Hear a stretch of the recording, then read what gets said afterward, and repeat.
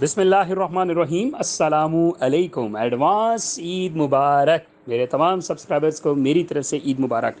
اور عید کی خوشی میں ایک بہت بڑی اپڈیٹ دینے جا رہا ہوں صحت کارڈ کے حوالے سے۔ بہت سارے لوگوں کا خیال تھا کہ جیسے ہی نئی گورنمنٹ آئے گی اور یہ آتے ہی صحت کارڈ جو ہے اس کو ختم کر دے گی، یہ آتے ہی احساس پروگرام کے بہت سارے پروگرامز کو بند کر دے گی، لیکن بالکل یہ غلط ثابت ہوا۔ اور آج حمزہ شہباز نے اعلان کر دیا، اور جبکہ شہباز شریف صاحب نے بھی اعلان کر دیا تھا کہ ہیلتھ کارڈ، صحت کارڈ جو ہے یہ برقرار رہے گا، بلکہ مخصوص ہسپتالوں کے اندر دوائیاں جو ہیں وہ 50% ڈسکاؤنٹ پہ دی جائیں گی، اور ہسپتالوں کے اندر مخصوص ایک کوٹا رکھا گیا ہے سرکاری نوکریوں کے لیے بھی، اس کا بھی باقاعدہ انہوں نے ٹینڈر جاری کر دیا ہے۔ اس کا مطلب یہ ہے کہ نئی گورنمنٹ جو ہے وہ اپنی بیسٹ پالیسی کی طرف جا رہی ہے۔